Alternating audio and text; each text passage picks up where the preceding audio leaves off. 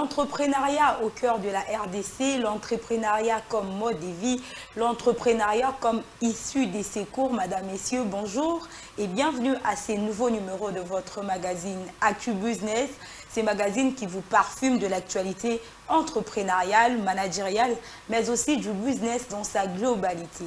Pour ces nouveaux numéros, nous allons essentiellement échanger autour de la question liée à l'entrepreneuriat culturel, où nous allons mettre le point sur la production du miel. Pour parler de cela, je ne suis pas seule, voilà pourquoi j'ai dit nous. Je partage ces beaux plateaux avec un apiculteur, mais aussi DG de la Riche du Terroir, avec qui nous allons échanger. Monsieur Dié de Nempangwe, bonjour et bienvenue. Bonjour Madame Jemima. Comment allez-vous? Ça va très bien. Il y a une personne qui m'a dit pour échanger avec un entrepreneur, il ne faudrait pas lui demander comment il va, mais plutôt les affaires. Ça évolue? Oui, les affaires évoluent très bien. Comme qui dirait, toi, Zalambon, elle a toujours bien. Bon, pas tellement, parce que quand on parle d'affaires, affaires veut dire on a un produit ou un service qu'on met au profit de la population. Ça veut dire on résout un problème. Lorsque le problème est résolu au profit de la population, c'est qu'on va bien. D'accord. Sinon, comme je l'ai dit tantôt, vous êtes DG de la Riche du Terroir. Est-ce que ça évolue? Oui, la Riche du Terroir va très bien. Tout va bien? Oui. D'accord. Alors, je l'ai dit tantôt, nous allons essentiellement parler de la production du miel. D'abord, depuis un certain moment, votre bateau, miel pur et puis miel sauvage. Quelle différence y a-t-il? Bon, pire, c'est par habit des langages. Parce que pire, c'est le superlatif de mauvais. Mabé koleka, voilà. On a du miel pur et du miel sauvage et il y a une différence. Le miel pur, c'est le miel d'apiculture. Le miel où quelqu'un ou un apiculteur comme moi, il fabrique une ruche dans laquelle il va élever les abeilles qui produisent du miel. Tandis que le miel sauvage, c'est le miel de la forêt, où les abeilles elles-mêmes, sous l'influence des personnes, vont dans un tronc d'arbre produire du miel. Et l'homme n'intervient que pour récolter. Et vous appartenez à quelle classe? De ceux-là qui prennent chez les abeilles ou bien vous élevez vous-même? Bon, je suis dans les deux, parce que j'ai du miel pur et du miel sauvage également. Donc, vous volez le miel des abeilles? Oui, si on peut dire en quelque sorte, nous volons le miel des abeilles. Donc après, ici, il y a les agents de l'environnement qui vous attendront dehors. Bon, les agents de l'environnement, j'ai une bonne nouvelle pour eux. Ce que je fais est reconnu par l'État. Mon entreprise est enregistrée au registre des commerces. Donc, je fais une exploitation des ressources de l'État. J'ai l'autorisation, en fait, d'exploiter ces ressources-là. D'accord. Alors, j'ai dit tantôt, vous êtes DG de la Riche du Terroir. Concrètement, c'est quoi la Riche du Terroir? Parce que nous sommes un terroir. Ok. Terroir fait allusion au Congo, en général, la République démocratique du Congo.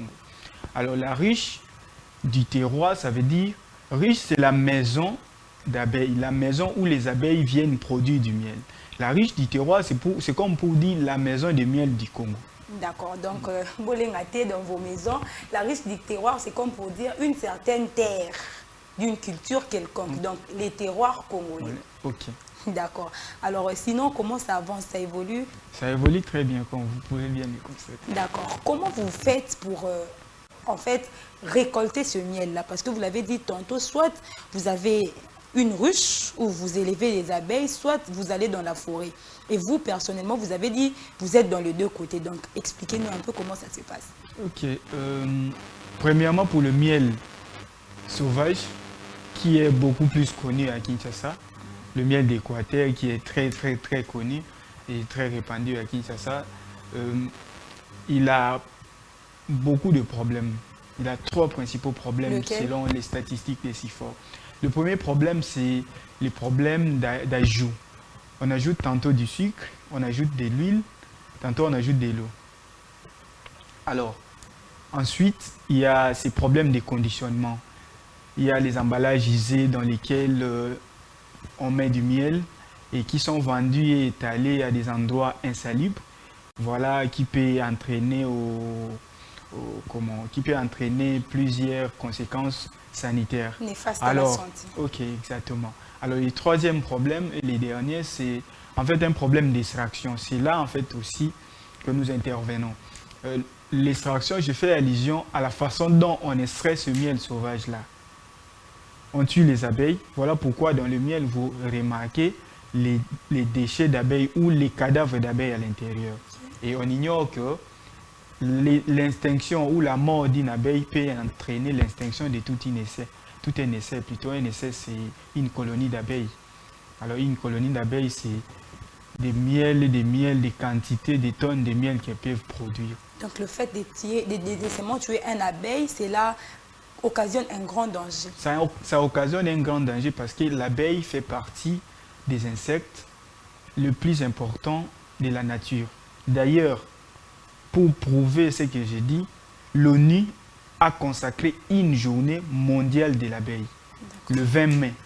Le 20 mai, donc nous le 20 mai là, on a fêté une journée mondiale de l'abeille parce que c'est un insecte qui protège l'environnement à travers l'exercice qu'il fait de la pollinisation. Vous connaissez la façon dont se reproduisent les plantes. Oui. Elles se reproduisent à travers cet exercice-là de la pollinisation. Alors les abeilles exactement permettent la pollinisation des fleurs ou des arbres, voilà. Et pour le miel pur, comment vous faites? Le miel pur, c'est on a un rucher, on a des ruches qu'on a implantées. Il y a des apiculteurs. Moi qui vous parle, je ne suis pas permanent là-bas, je ne peux pas être permanent. Parce qu'être là-bas, permanent, et être sur un plateau de télévision... À vous entendre déjà, j'ai un peu peur. Parce que qui dirait abeille, on a déjà la piqûre de l'abeille. Et vous qui avez en vos seins des ruches, je ne sais pas, c'est un peu de plus explicité. En fait, les abeille, c'est un insecte dans la nature, c'est un être vivant. Et tous les êtres vivants ont des conditions dans lesquelles ils se retrouvent beaucoup mieux et des conditions d'agression. Lorsque l'abeille se retrouve dans une condition d'agression, elle vous pique. Lorsqu'elle se retrouve dans des conditions d'aisance, c'est un insecte qui vous permet d'avoir ces délicieux plats, le miel. Alors, comment vous faites? Les téléspectateurs aimeraient savoir comment vous faites pour apprivoiser ces abeilles-là, si on doit les dire ainsi. Bon, on les apprivoise dans une caisse qu'on appelle le ruche. On les attire. Il y a des astuces que nous utilisons pour pouvoir les attirer dans cette caisse-là. Et une fois, 1, 2, 3 abeilles qui sont attirées dans cette caisse, les abeilles sont parmi les insectes les plus charitables et les plus solidaires. Donc, ils se promènent toujours en essai. Je vous ai parlé d'essai. C'est leur colonie, en fait. D'accord. Alors, si une se retrouve là, elle va passer la communication aux autres. Elle dit, bon, j'ai trouvé une maison pour nous. Alors, venez, on va habiter désormais cette maison. Et c'est en ce moment-là qu'ils vont faire le travail. Et vous êtes là, content, joyeux, vous récoltez plusieurs abeilles et vous gagnez le miel. Ok. D'accord. Alors, la ruche du terroir, comment vous faites pour, à ces jours, être d'abord responsable, ou comme je l'ai dit tantôt, vous êtes directeur général de la ruche du terroir. Aujourd'hui, nous savons tous que les Congolais ou les Quinois particulièrement, nous avions tourné le dos à tout ce qui est culturel ou traditionnel. Comment vous faites pour gagner cette notoriété-là en vendant aux gens du miel? Bon, premièrement, la base de tout, c'est le travail. Et quand je parle du travail, je vois la qualité.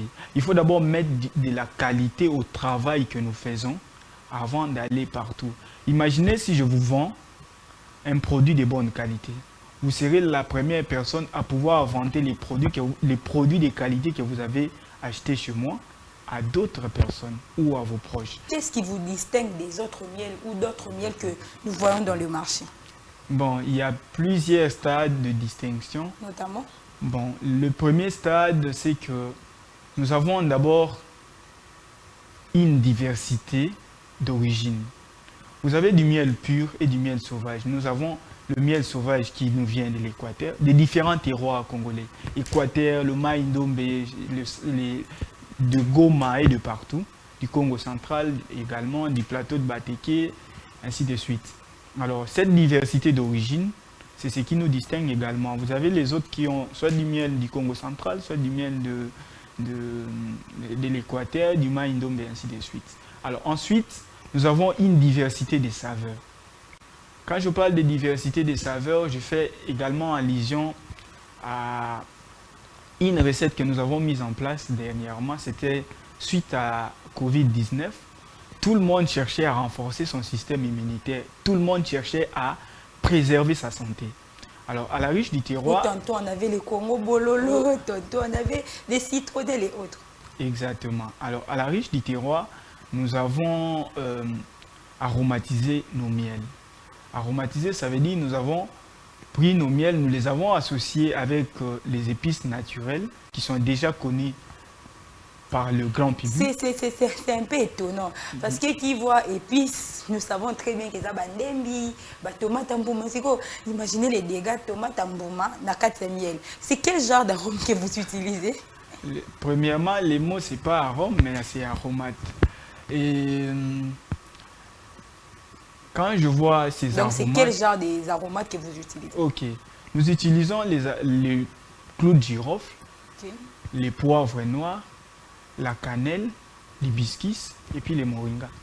Alors, nous savons tous que je suis une femme et je prépare également. Nous savons tous que les épices servent à ajouter, non seulement assaisonner, mais ajouter la saveur dans la nourriture. Et en parlant du miel, déjà le miel est délicieux si on doit le dire ainsi. Avoir tous ces épices-là, ce n'est pas un excès? Il n'y a pas d'excès, il y a juste un renforcement. Nous renforçons en fait les vertus thérapeutiques du miel et nous renforçons à la fois les vertus thérapeutiques et gustatives du miel. Thérapeutique dans la mesure où chacune de ces aromates ou chacune de ces épices naturelles a des vertus spécifiques. Et gustative parce que chacune des épices a un goût différent de l'autre. Quand vous consommez du miel aromatisé au poivre noir, il est différent du miel aromatisé à la cannelle. Expliquez-nous un peu, gustatif de quel côté et puis thérapeutique de quel côté? Ok, alors quand vous prenez par exemple la cannelle, elle a plusieurs vertus dans le miel, dont les principales sont d'abord le fait pour la cannelle de diminuer la glycémie en fait au niveau du miel. Et donc les gens qui ont des problèmes de glycémie, les diabétiques en l'occurrence, ils n'ont pas du mal avec ce miel-là, le miel à la cannelle. La cannelle également diminue le cholestérol dans notre corps, diminue le cholestérol et elle lutte également contre la toux sèche et les céphalées. Donc, ça c'est... Le mot des têtes, parce que ici on doit signaler que ce n'est pas tout le monde qui connaisse les céphalées. Les céphalées, ce sont des termes qu'on utilise avec le médecin. Les céphalées, ce sont des mots des têtes. Donc, utilisez des termes un peu plus clairs. Ok, des mots des têtes, voilà. Alors, vous avez une épice aussi comme les clous de girofle. Les clous de girofle, d'ailleurs, je me réserve d'en parler parce que tous ceux qui me suivent connaissent plus ou moins les clous de girofle, surtout les femmes. Elles connaissent cette épice magique. Vous connaissez cette épice magique que vous utilisez. Mais qui n'est pas vraiment utilisée. Qui n'est pas du tout utilisée. C'est une épice, si je l'appelle magique, c'est en vertu de ses propriétés thérapeutiques. Elle est utilisée contre les inflammations, c'est pourquoi certains l'utilisent contre les douleurs dentaires. Elle est utilisée pour lutter contre les infections. Elle est utilisée pour booster notre système immunitaire. Elle est utilisée comme pour nous permettre de récupérer les énergies. C'est pourquoi le miel au clou de girofle, c'est un miel qui est très bon pour les sportifs, ceux qui aiment les sports et ceux qui tiennent à la santé, quoi. Ils veulent de la bonne santé, voilà. Alors, vous avez parlé tantôt de vertus thérapeutiques et puis gustatives. Alors, ça ne serait pas un excès parce que là, par exemple, qui c'est dans la rambelle, le miel déjà en soi, on sait que c'est sucré.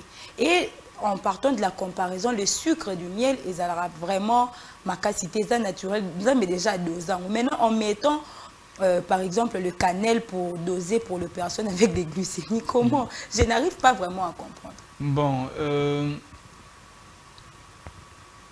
premièrement, ce qu'il faut noter, c'est que le miel, c'est un alicament. Un alicament, ça veut dire concrètement un aliment et puis médicament. Et un médicament. Et donc, il n'y a pas de dangerosité que je puisse noter en rapport avec ça. Étant donné, tout est déjà dosé au préalable. Donc, c'est une quantité bien précise, dans une quantité bien précise de miel, dans une quantité bien dosée d'aromates ou d'épices, c'est dans une quantité bien déterminée de miel qu'on mélange. Donc on ne va pas prendre tout, donc je ne sais pas moi, une tonne de miel, on met une tonne de poivre noir ou de cannelle. Non, c'est vraiment des mesures précises qui ont été expérimentées et puis reconnues. En parlant même de mesures précises, qui les a certifiées?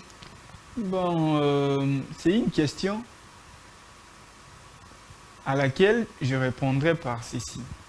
Vous savez, la ruche du terroir a pas seulement un renom national ou une reconnaissance nationale. Nous avons participé à des concours internationaux où notre miel a été accepté. Nous avons participé à un concours français avec au moins 5 pays africains et des Français. Nous sommes arrivés en finale à Green Startup Cival. C'est un concours au Cival en France. Ok. C'est un concours où ce miel a été accepté. En dehors de ça, cette activité que nous faisons est une activité reconnue par l'État. Et donc, les téléspectateurs ou les consommateurs ne peuvent pas se plaindre ou craindre quelque chose que l'État a déjà reconnu ou certifié pour eux. La ruche du terroir détient-il des nutritionnistes qui essaieraient un peu de donner un coup de pouce? Parce que là, vous êtes apiculteur, mais pour certifier, en tout cas, on aurait besoin de l'avis d'un médecin ou une personne de ce genre. La ruche du terroir, ou moi que vous voyez, je suis que la partie visible de l'iceberg, si je peux dire comme ça. Donc derrière moi ou en dessous là-bas, ce que vous ne voyez pas, c'est toute cette équipe qui permet que vous ayez un pot de miel devant vous. Et cette équipe est composée de tous ces gens que vous voulez voir ou les gens que vous voulez rencontrer. Nous avons dans notre équipe, il y a des apiculteurs. Dans notre équipe, il y a des agronomes. Dans notre équipe, il y a des nutritionnistes, comme vous venez d'évoquer. Et il y a toute cette diversité. Il y a des communicateurs, ce qui peut permettre de communiquer autour de l'entreprise et tout. Donc, il y a une équipe qui travaille d'arrache-pied pour que les consommateurs aient ces produits de qualité. À vous entendre vanter la ruche du terroir comme vous êtes en train de le faire, quelles sont vos grandes réalisations jusque-là? Bon. Combien d'années avez-vous déjà depuis que l'entreprise a été mise sur pied? L'entreprise a été mise sur pied depuis 2020, mais elle est légale depuis 2022.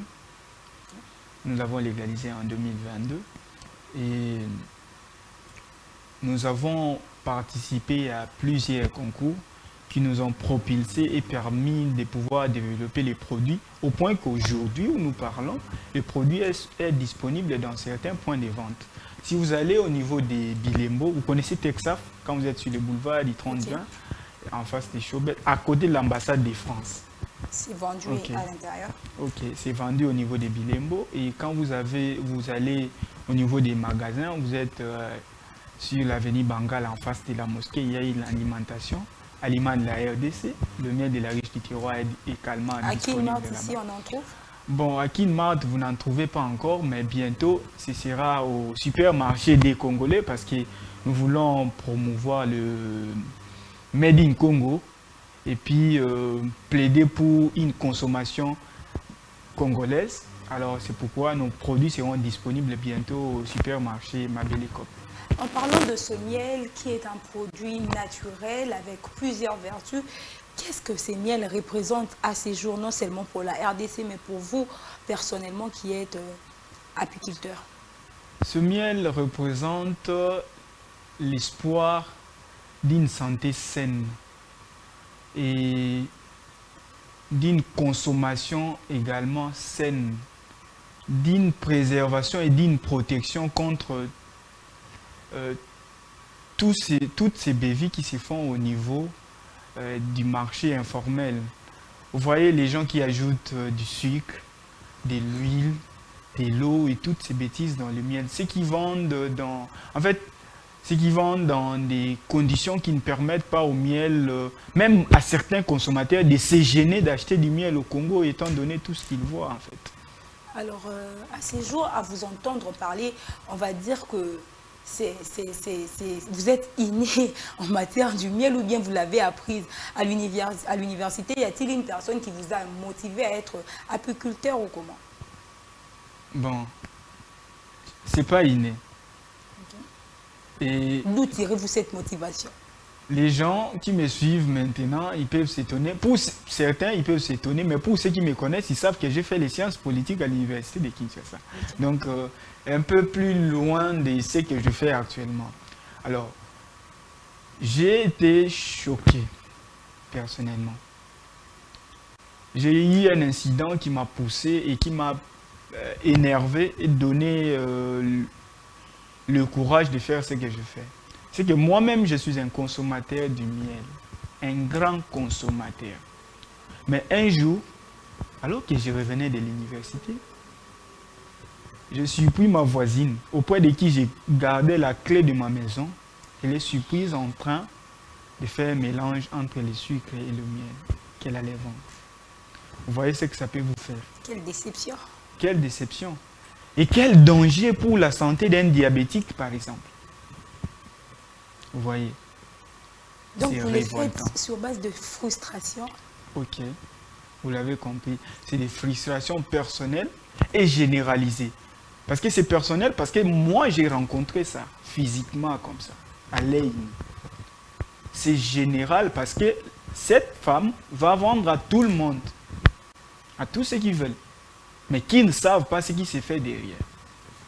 Alors, à ces jours, comment faites-vous pour lutter ou relever les défis? Je ne vais pas dire difficultés, parce que pour moi, les difficultés n'existent pas. Ce sont des défis qu'on essaie un peu de relever chaque jour.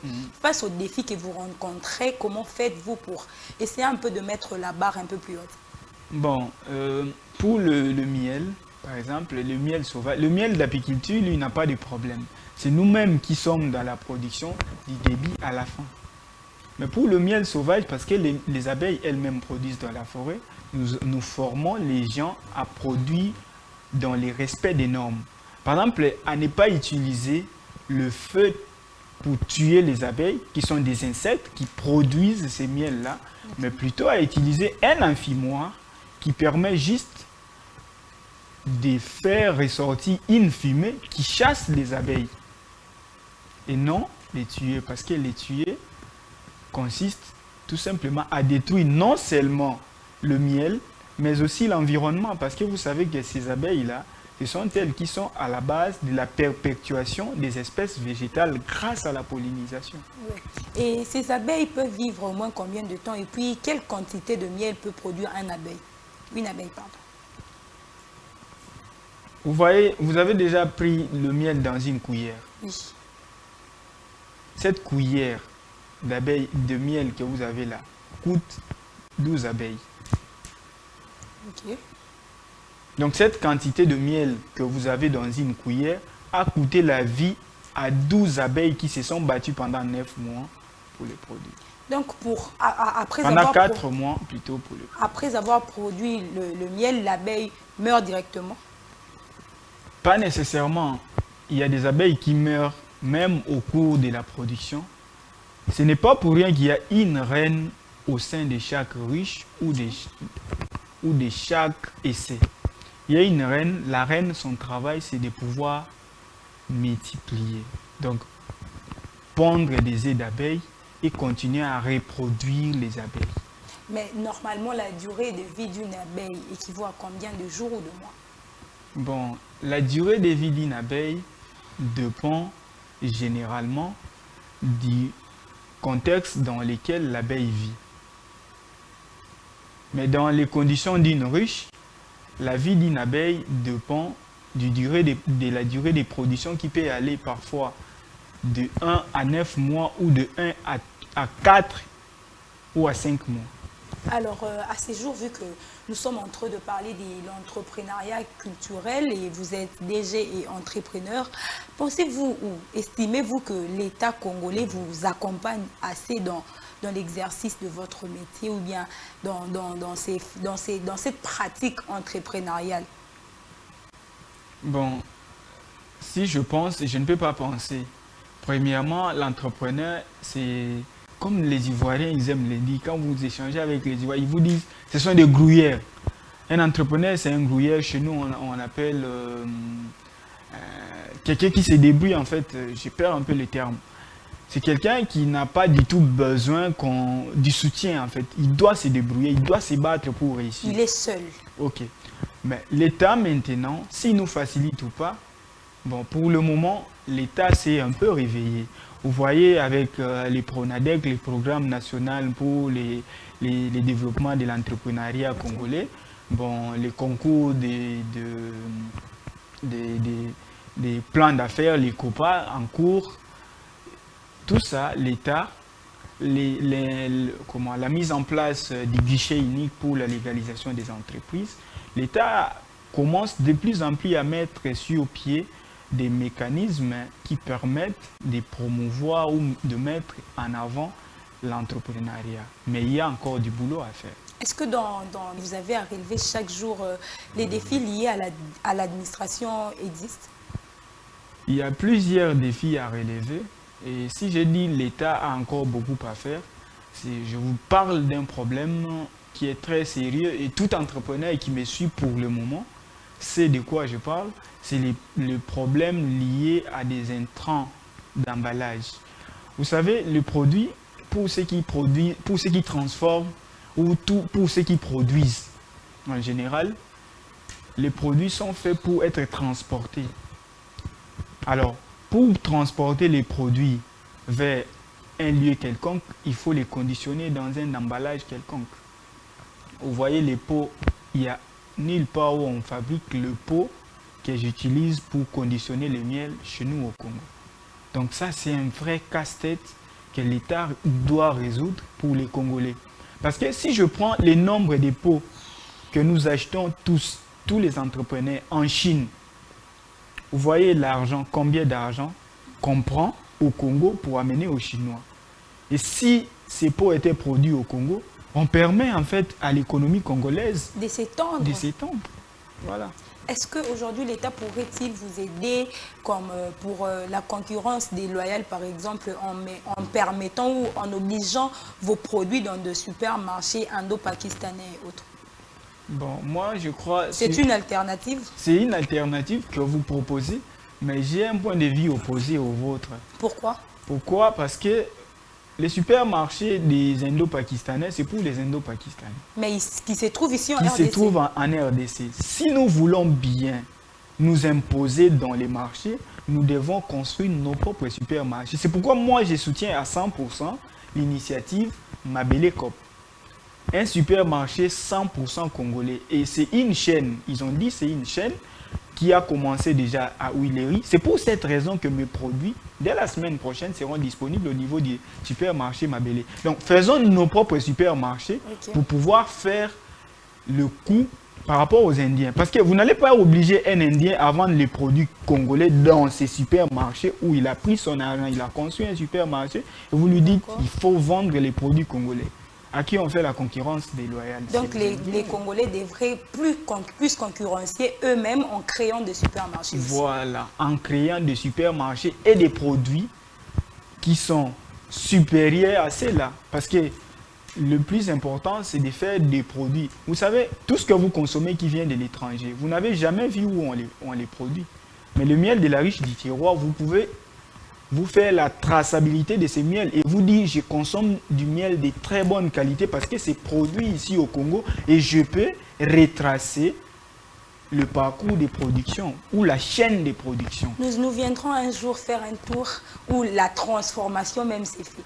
Alors la télévision c'est le temps, l'émission est terminée, mais en 1 minute seulement vous allez droit regarder la caméra et communiquer votre dernier message à toutes ces personnes qui aspireraient à devenir un jour apiculteurs, mais aussi à tous ces profanes en la matière qui essaient un peu plus d'étouffer la production du miel dans notre pays.